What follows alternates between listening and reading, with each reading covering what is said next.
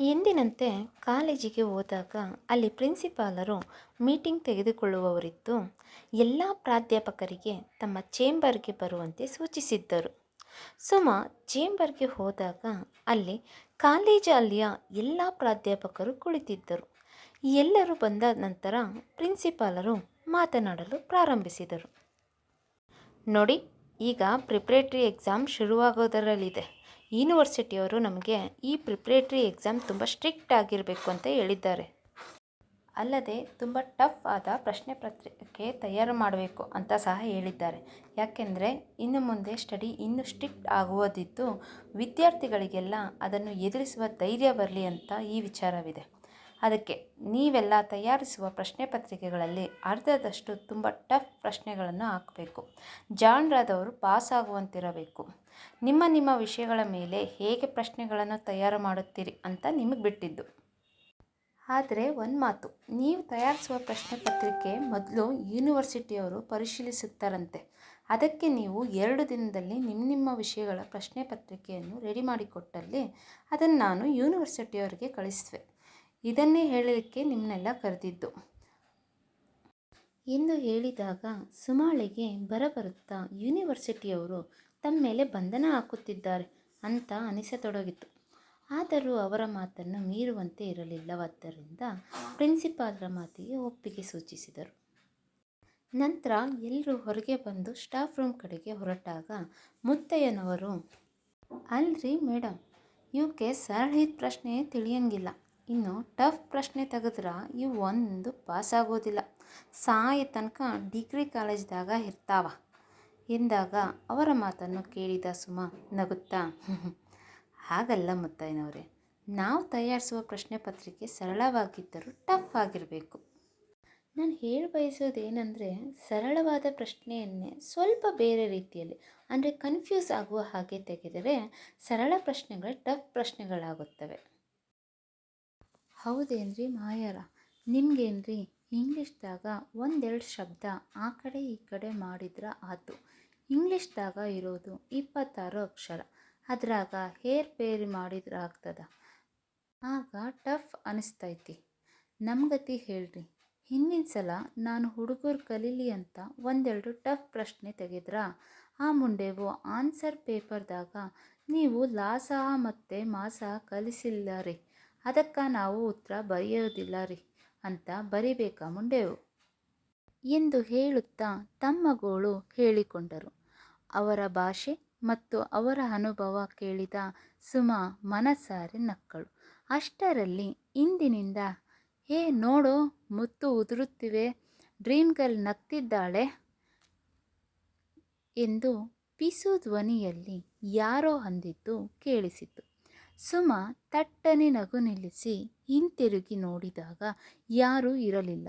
ಅವಳಿಗೆ ಗೊತ್ತು, ತನ್ನ ಸ್ಟೂಡೆಂಟ್ಸ್ ತನಗೇ ಅಂದಿದ್ದು.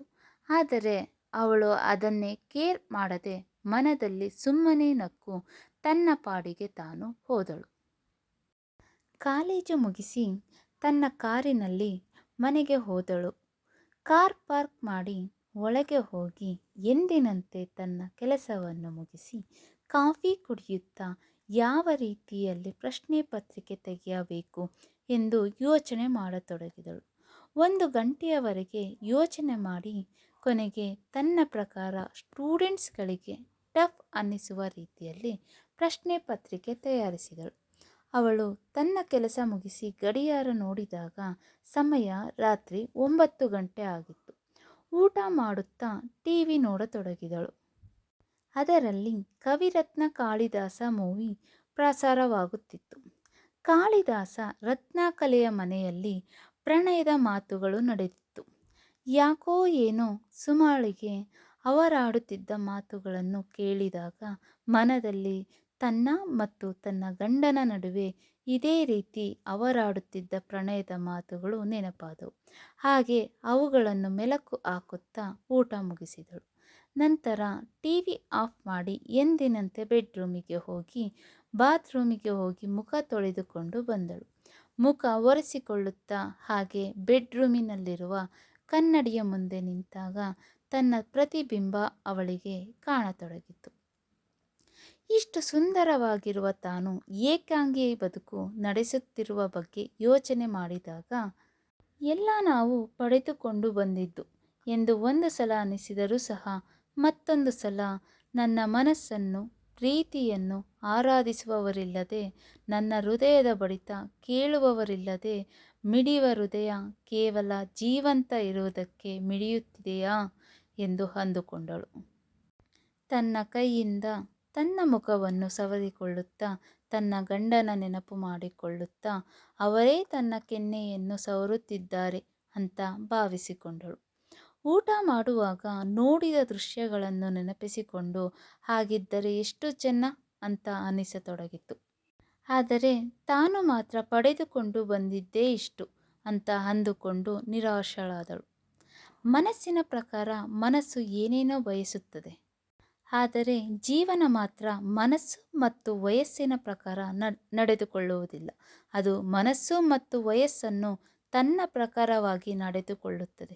ಜೀವನದಲ್ಲಿ ಅಂದುಕೊಂಡಿದ್ದು ವಯಸ್ಸು ಮತ್ತು ಮನಸ್ಸು ಪಡೆದುಕೊಂಡರೆ ತಮ್ಮ ಜೀವನ ತುಂಬ ಸುಂದರ. ಆದರೆ ಅಂದುಕೊಂಡಿದ್ದು ವಯಸ್ಸಿನ ಪ್ರಕಾರ ಮನಸ್ಸು ನಡೆಸಿಕೊಡದೆ ಹೋದರೆ ಮಾತ್ರ ಅದೇ ಜೀವನ ತುಂಬ ಕಹಿ. ತನ್ನ ಜೀವನ ಸಿಹಿಯೋ ಕಹಿಯೋ ಎಂದು ಒಂದು ಕ್ಷಣ ನಿರ್ಧರಿಸಲಾಗದೆ ಗೊಂದಲಕ್ಕೆ ಬಿದ್ದಳು ಸುಮ. ನಂತರ ತಲೆ ಕೆಡವಿಕೊಂಡು ಇರುವಷ್ಟು ದಿನ ಚೆನ್ನಾಗಿದ್ದರಾಯಿತು ಎಂದುಕೊಂಡು ಹಾಸಿಗೆ ಮೇಲೆ ಉರುಳಿದಳು. ಎಂದಿನಂತೆ ತನ್ನ ಮೊಬೈಲ್ನಲ್ಲಿ ಫೇಸ್ಬುಕ್ ತೆಗೆದು ಮತ್ತೆ ನೋಡತೊಡಗಿದಳು. ಅಲ್ಲಿ ಹಲವಾರು ಪೋಸ್ಟ್ಗಳು ಬಂದಿದ್ದವು. ಎಲ್ಲವನ್ನೂ ನೋಡಿದ ಅವಳಿಗೆ ಇಂದಿನ ದಿನ ತನಗೆ ಫ್ರೆಂಡ್ ಆದ ಅಭಿ ಟೈಮ್ ಲೈನ್ ತೆಗೆದು ನೋಡತೊಡಗಿದಳು. ಅದರಲ್ಲಿ ಒಂದು ಕೋಟ್ ಹೀಗಿತ್ತು: ಮನ ಬಿಚ್ಚಿ ಹೇಳ್ತೀನಿ, ಮನ ಕೊಟ್ಟು ಕೇಳ್ತೀರಾ, ಕಣ್ತುಂಬ ನೋಡ್ತೀನಿ, ಕನಸಲ್ಲಿ ಬರ್ತೀರಾ, ಸಮುದ್ರದಲ್ಲಿ ನೋಡ್ತೀನಿ, ಮುತ್ತಾಗಿ ಸಿಗ್ತೀರಾ, ಮಧುರವಾಗಿ ಕೇಳ್ತೀನಿ, ಮಾತೊಂದು ಹಾಡ್ತೀರಾ, ನಿಮಗಾಗಿ ಕಾಯ್ತೀನಿ, ಮುಂದಿನ ಜನ್ಮದಲ್ಲಾದರೂ ನನ್ನ ಪ್ರೇಯಸಿಯಾಗ್ತೀಯಾ. ಆ ಸಾಲುಗಳನ್ನು ನೋಡುತ್ತಿದ್ದರೆ ಸುಮಾಳಿಗೆ ಅವುಗಳನ್ನು ತನ್ನನ್ನೇ ಉದ್ದೇಶಿಸಿ ಬರೆದಂತಿದೆ ಅಂತ ಅನಿಸತೊಡಗಿತ್ತು. ಆದರೂ ಆ ಪೋಸ್ಟ್ ಯಾರಿಗೆ ಟ್ಯಾಗ್ ಮಾಡಲಾಗಿದೆ ಎಂದು ನೋಡಿದಾಗ ಅದು ಯಾರಿಗೂ ಟ್ಯಾಗ್ ಮಾಡಿರಲಿಲ್ಲ. ಅದನ್ನು ಕಂಡ ಸುಮ ಸಮಾಧಾನಗೊಂಡಳು. ಆದರೂ ಅಂತಹ ಸುಂದರವಾದ ಸಾಲುಗಳನ್ನು ನೋಡುತ್ತಲೇ ಮನಸ್ಸು ಯಾಕೋ ಮಧುರ ಗಾನವನ್ನು ಹೌದೋ ಅಲ್ಲವೋ ಎನ್ನುವಂತೆ ಹಾಡತೊಡಗಿತ್ತು. ಒಬ್ಬ ಪ್ರೇಯಸಿಯನ್ನು ಎಷ್ಟು ಅಂತ ಪ್ರೀತಿಸೋದಕ್ಕೆ ಈ ಹುಡುಗರು ತುದಿಗಾಲಲ್ಲಿ ನಿಂತಿರ್ತಾರೆ. ಈ ಜನ್ಮವಷ್ಟೇ ಅಲ್ಲ, ಮುಂದಿನ ಜನ್ಮದ ತನಕ ಸಹ ಕಾಯಲು ಸಿದ್ಧರಾಗುತ್ತಾರೆ. ತಾಳ್ಮೆ ಬಹಳ ಇದ್ದಂತಿದೆ ಈ ಮನುಷ್ಯನಿಗೆ ಅಂತ ತಾನೇ ಅಂದುಕೊಂಡಳು. ಅವನು ಬರೆದ ಸಾಲುಗಳನ್ನು ಮತ್ತೆ ಮತ್ತೆ ಓದತೊಡಗಿದಾಗ ಅವಳಿಗೆ ಆ ವ್ಯಕ್ತಿ ಯಾರನ್ನೋ ಪ್ರೀತಿಸಿರಬೇಕು. ಅವನು ಅವಳನ್ನು ಓಲೈಸುವುದಕ್ಕೆ ಹೀಗೆಲ್ಲ ಬರೆದು ಹಾಕುತ್ತಿರಬೇಕು ಎಂದುಕೊಂಡಳು. ಹೃದಯದ ಬಡಿತಗಳು ತನ್ನ ಭಾವನೆಯನ್ನು ಹೇಳಿದಾಗ ಅವು ಅಕ್ಷರ ರೂಪ ತಾಳಿ ಹೀಗೆ ಬಂದಿರಬಹುದು ಎಂದುಕೊಂಡಳು. ಮತ್ತೆ ಅಭಿಯ ಟೈಮ್ ಲೈನ್ಗೆ ಹೋಗಿ ಅಲ್ಲಿ ತಾನು ಹಿಂದಿನ ದಿನ ಅವನ ಒಂದು ಪೋಸ್ಟ್ಗೆ ಕಮೆಂಟ್ ಮಾಡಿದ್ದಕ್ಕೆ ಏನಾದರೂ ರಿಪ್ಲೈ ಬಂದಿದೆಯೇ ಎಂದು ಕುತೂಹಲದಿಂದ ತೆಗೆದು ನೋಡಿದಾಗ ಅವಳು ಮಾಡಿದ ಕಮೆಂಟ್ಗೆ ಅವನು ಲೈಕ್ ಮಾಡಿದ್ದ, ಮತ್ತೆ ಮರು ಕಮೆಂಟ್ ಮಾಡಿರಲಿಲ್ಲ. ಅದನ್ನು ನೋಡಿ ಸಮಾಧಾನಗೊಂಡ ಸುಮ ಇವತ್ತು ಪೋಸ್ಟ್ ಮಾಡಿದ ಲೈನ್ಗಳಿಗೆ ಏನಾದರೊಂದು ಉತ್ತರ ಕೊಡಬೇಕು ಅನ್ನಿಸತೊಡಗಿತು. ಹಾಗೆ ಅಂದುಕೊಳ್ಳುತ್ತಿರುವಾಗಲೇ ಮನಸ್ಸು ಎರಡು ಭಾಗವಾಯಿತು.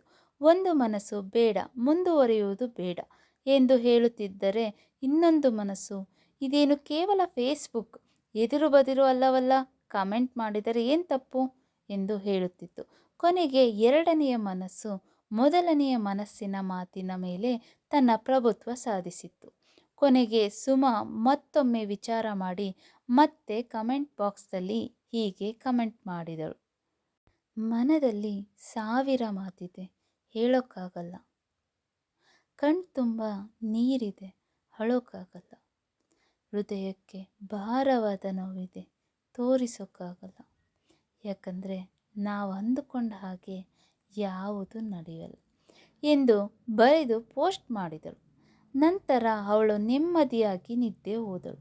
ಅವಳಿಗೆ ತನ್ನನ್ನು ಉದ್ದೇಶಿಸಿ ಯಾರೋ ಏನೋ ಹೇಳಿದ್ದಾರೆ ಎಂದು ಅದಕ್ಕೆ ತಾನು ಸಮರ್ಪಕವಾಗಿ ಉತ್ತರ ನೀಡಿದ್ದೇನೆ ಅಂತ ತಿಳಿದುಕೊಂಡು ನೆಮ್ಮದಿಯ ನಿದ್ರೆ ಮಾಡಿದಳು. ಮರುದಿನ ಮತ್ತೆ ಕಾಲೇಜಿಗೆ ಹೋಗಿ ಹಿಂದಿನ ದಿನ ತಾನು ತಯಾರಿಸಿದ ಪ್ರಶ್ನೆ ಪತ್ರಿಕೆಯನ್ನು ಪ್ರಿಂಟ್ ಹಾಕಿಸಿ ಅದರ ಪ್ರತಿಯನ್ನು ಪ್ರಿನ್ಸಿಪಾಲರಿಗೆ ಕೊಟ್ಟಳು. ಅವಳ ನೀಟಾದ ಕೆಲಸ ಕಂಡ ಪ್ರಿನ್ಸಿಪಾಲರು ಅವಳ ಕೆಲಸವನ್ನು ಮೆಚ್ಚಿಕೊಂಡು ಹೊಗಳಿದರು. ಅವರಿಗೆ ವಂದನೆ ತಿಳಿಸಿ ಮತ್ತೆ ತನ್ನ ಕಾರ್ಯದಲ್ಲಿ ತೊಡಗಿದಳು. ಅಂದು ಡಿಗ್ರಿಯ 2ನೇ ವರ್ಷದ ತರಗತಿಯಲ್ಲಿ ಅವಳು ತನ್ನ ಕ್ಲಾಸ್ ತೆಗೆದುಕೊಳ್ಳಬೇಕಾಗಿತ್ತು. ಸಮಯದ ಪ್ರಕಾರ ಬೆಲ್ ಆಗುತ್ತಿರುವಂತೆ ಕ್ಲಾಸಿಗೆ ಹೋದಳು. ಕ್ಲಾಸ್ ರೂಮಿನಲ್ಲಿ ಎಂಟ್ರಿ ಆದಾಗ ಎಲ್ಲ ವಿದ್ಯಾರ್ಥಿಗಳು ಎದ್ದು ನಿಂತು ಗೌರವ ಸೂಚಿಸಿದರು. ಅದನ್ನು ಕಂಡು ಕಾಣದಂತೆ ತನ್ನದೇ ಶೈಲಿಯಲ್ಲಿ ಅವರಿಗೆ ಕುಳಿತುಕೊಳ್ಳಲು ತಿಳಿಸಿ ತಾನೂ ಸಹ ತನ್ನ ಸೀಟಿನಲ್ಲಿ ಕುಳಿತು ಪುಸ್ತಕ ತೆಗೆದು ಪಾಠ ಹೇಳಲು ಆರಂಭಿಸಿದಳು. ಹಿಂದಿನ ದಿನದಿಂದ ಶೇಕ್ಸ್ಪಿಯರ್ನ ರೋಮಿಯೋ ಜೂಲಿಯೆಟ್ ಪಾಠವನ್ನು ಒಂದು ಹಂತದವರೆಗೆ ಹೇಳಿದ್ದ ಸುಮಾ ಅದೇ ಪಾಠವನ್ನು ಈಗ ಮುಂದುವರಿಸುತ್ತಿದ್ದಳು. ರೋಮಿಯೋ ಪ್ರಪಂಚವೇ ಮೆಚ್ಚಿದ ದೊಡ್ಡ ಪ್ರೇಮಿ. ಜೂಲಿಯೆಟ್ ಕಡೆಗೆ ಅವನ ಪ್ರೇಮ ತುಂಬ ಅಗಾಧವಾದುದು. ಪ್ರೇಮಕ್ಕೆ ಒಂದು ಅರ್ಥ ಕಲ್ಪಿಸಿದ್ದೇ ಶೇಕ್ಸ್ಪಿಯರ್. ಈ ನಾಟಕದ ಮೂಲಕ ರೋಮಿಯೋ ಮುಖಾಂತರ ಶೇಕ್ಸ್ಪಿಯರ್ ತನ್ನ ಮನಸ್ಸಿನ ಭಾವನೆಗಳನ್ನು ಹೇಳಿಕೊಂಡಿದ್ದಾನೆ. ರೋಮಿಯೋ ತನ್ನ ಪ್ರೇಮ ನಿವೇದನವನ್ನು ಮಾಡುವಾಗ ಹೇಳುತ್ತಾನೆ, ಪ್ರಿಯೆ, ನಿನ್ನನ್ನು ನಾನು ನನ್ನ ಜೀವಕ್ಕಿಂತ ಹೆಚ್ಚಾಗಿ ಪ್ರೀತಿಸುತ್ತೇನೆ. ನನ್ನ ಹೃದಯದ ಬಡಿತ ಸಹ ನಿನ್ನ ಹೆಸರಿನಲ್ಲಿ ಬಡಿದುಕೊಳ್ಳುತ್ತದೆ. ನಿನ್ನ ಪ್ರೇಮಕ್ಕಾಗಿ ನಾನು ಕಾಯುತ್ತೇನೆ. ಅದೆಷ್ಟೇ ದಿನಗಳಾಗಲಿ, ತಿಂಗಳುಗಳಾಗಲಿ, ವರ್ಷಗಳಾಗಲಿ, ಜನ್ಮಗಳಾಗಲಿ ಕಾಯುತ್ತೇನೆ. ನೀನು ನನ್ನನ್ನು ಈ ಜನ್ಮದಲ್ಲಿ ಪ್ರೇಮಿಸುವುದಕ್ಕೆ ಆಗದಿದ್ದರೂ ಪರವಾಗಿಲ್ಲ. ಕನಿಷ್ಠ ಮುಂದಿನ ಜನ್ಮದಲ್ಲಾದರೂ ನನ್ನನ್ನು ಪ್ರೇಮಿಸು. ಮುಂದಿನ ಜನ್ಮ ಸಹ ನಿನ್ನ ಪ್ರೇಮಕ್ಕಾಗಿ ಜಾತಕ ಪಕ್ಷಿಯಂತೆ ನಿನಗಾಗಿ, ನಿನ್ನ ಪ್ರೇಮಕ್ಕಾಗಿ ಕಾಯುತ್ತಿರುತ್ತೇನೆ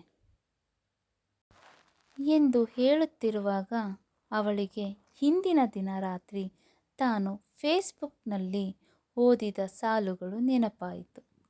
ಆ ಸಾಲುಗಳಲ್ಲಿ ಸಹ ಪ್ರೇಮ ನಿವೇದನೆ ಮಾಡಿ ಮುಂದಿನ ಜನ್ಮದವರೆಗೂ ಕಾಯುತ್ತೇನೆ ಅಂತ ಹೇಳಿದ ಸಾಲುಗಳು ನೆನಪಾಗಿ ಅವಳ ಮನ ಆ ಸಾಲುಗಳನ್ನು ಮೆಲುಕು ಹಾಕತೊಡಗಿತು.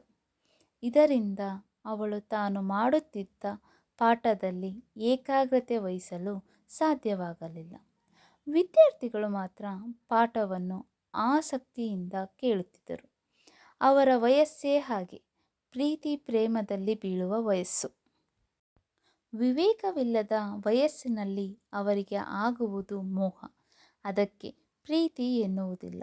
ಹೃದಯಗಳು ಅರಿತು ಒಂದಾದರೆ ಅದು ಪ್ರೀತಿ, ಅದು ಶಾಶ್ವತ. ಆದರೆ ಹೃದಯ ಅರಿಯದೆ ಬಾಲ್ಯದಲ್ಲಿ ಆಕರ್ಷಿತರಾಗೋದು ಅದು ಮೋಹ. ಕಾಲೇಜಿನಲ್ಲಿ ವಿದ್ಯಾರ್ಥಿಗಳಲ್ಲಿ ಸಹ ಲವ್ ಆಗೋದು ತುಂಬ ಸಾಮಾನ್ಯ. ಆದ್ದರಿಂದಲೇ ಅವರಿಗೆ ರೋಮಿಯೋ ಜೂಲಿಯೆಟ್ ಪಾಠ ಇಷ್ಟ.